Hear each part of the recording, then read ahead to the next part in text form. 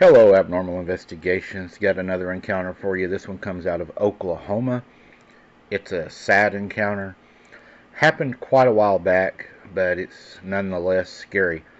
I changed the background. If you've noticed on these videos, a lot of people were complaining that they were too scary, that they were icky or gross, so I have changed the background. So do you like these backgrounds better than you did the scary ones? Let me know in the comments.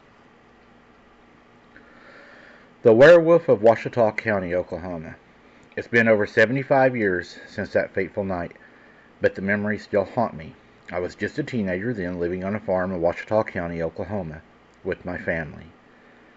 It was a chilly autumn evening in 1945 when our neighbor, Old Man Jenkins, came knocking on our door. He was a grizzled and eccentric old man, known for his wild tales and superstitions. You might notice that the county I'm using is not an actual county, but it rhymes with the correct county. I didn't want to use the correct one to try to keep people from flooding our county. "John, I need to talk to you about something," Jenkins said, his voice low and serious. I remember this. "I've been seeing some strange things out in the woods. Things that don't sit right with me." My father, John Johnson, exchanged a skeptical glance with my mother, Emily. "What kind of things, Jenkins?" he asked me. "I've seen a creature, John," Jenkins replied, his eyes wide with fear. "A creature that don't look like nothing I've ever seen before. It's big, it's hairy, and it's got my eyes, or it has eyes, that look like no other, that glow the brightest yellow under a light you've ever seen." My parents exchanged a nervous glance. They had heard stories about the creatures and the supernatural beings that roamed in the woods and the plains of Oklahoma, but they'd always dismissed them as mere superstition. However, there was something about Jenkins' tone that sent my mom and dad into a conversation. Maybe it was the genuineness in his eyes, or maybe it was the way he spoke in hushed tones as if he was afraid of being overheard. Whatever the reason, we decided to take Jenkins' warning seriously. We told him to stay for dinner, and as we ate, we discussed what we should do about the strange creature. As the night wore on, we decided to investigate the strange occurrences in the woods. We grabbed some flashlights and rifles and set out into the darkness. As we walked deeper into the woods, the silence was oppressive. The only sound was the rustling of leaves in the distance and the howling of the coyotes. Suddenly, Jenkins stopped in his tracks. "What's that?" he whispered, pointing to a nearby thicket. We approached the thicket cautiously, our hearts pounding in our chests. As we parted the branches, we were met with a sight that would haunt my memories forever. A creature that we had never seen before, was crouched in the center of the thicket. Part dog, part man, best way I could explain it. An effing werewolf. It was huge, at least 7 foot tall, and covered in thick, dark fur. Its eyes glowed like embers under the flashlights, and its teeth were long, and they looked razor sharp. The creature let out a blood-curdling scream, and we froze in terror. We were paralyzed with fear, unable to move or speak. I will never forget that feeling and the quietness that came over us all.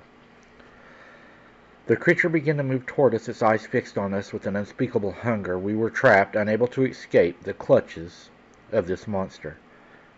In a desperate bid to save my family, my father raised his rifle and he fired. The bullet must have struck the creature because I heard a loud thud. The creature fell back a little bit and kind of shook as if it had an effect on him. You could tell that he was injured and that he hurt. The creature then started to advance again, its eyes staring intently on us. We were consumed by a sense of doom, knowing that we were about to face a terrible, terrible fight. And then it swung its paw at my head, and everything went black. I was the only survivor of that horrific night. My parents and Jenkins were found deceased, their bodies mutilated beyond recognition. The creature was never found, but the legend of the werewolf of Ouachita County lived on, a cautionary tale about the dangers of meddling with forces beyond human understanding. I was the only one that night, and I still blamed myself. It didn't even get a shot off. When the sheriff investigated the scene, everybody else had fired every bullet they had. My gun had never been fired.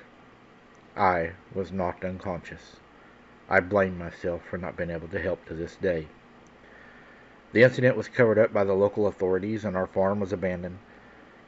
I was placed with some close family that raised me, left to stand as a haunting reminder of the house and the tragedy that occurred there.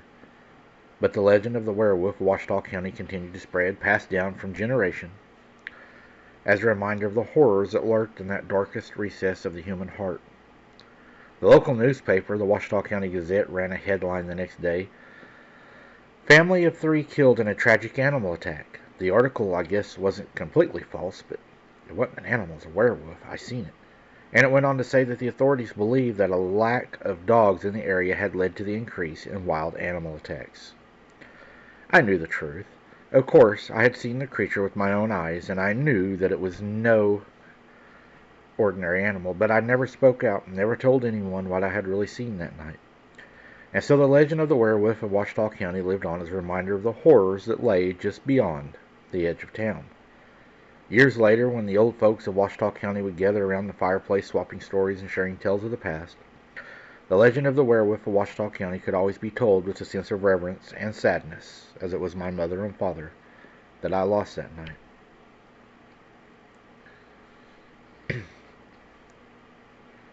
Years later, when the old folks of Ouachita County would talk even further, they would say, "Why did your mom even have to go? Was she trying to be a man there, buddy?" It really hurts sometimes when you hear these stories told over and over, especially whenever they use them just as a talking piece or to make fun of us. That's why a lot of us don't come forward, because it hurts. Some said that on certain nights when the moon was full and the wind was blowing through the trees, you could still hear the screams of that terrible werewolf. But I don't speak much of it because I know how people are. And I know that people will tear you apart and they'll make fun of you. Even if you lose loved ones, they will think you're crazy. And it makes it hard for us true witnesses to come out. That's why I've changed things in this story, the name of the county, and not using complete names in this. Mike, these things are real. They took my mother and father from me. They took a friend. And they'll take you too if you're not careful. Thank you for sharing my encounter. You know, I got to thinking, whenever I listened to your encounter, the thing that might have saved you is you didn't fire. Maybe that's why you were spared. You didn't shoot your gun. Maybe that's what saved you and the rest of them did, so that's what happened to him happened. I don't know, guys. Let me know in the comments. Do you think that's what saved him? And also let me know, do you like the background better? And until next time, guys, keep your head on a swivel. Don't be something's dinner. And we'll see you on the next one.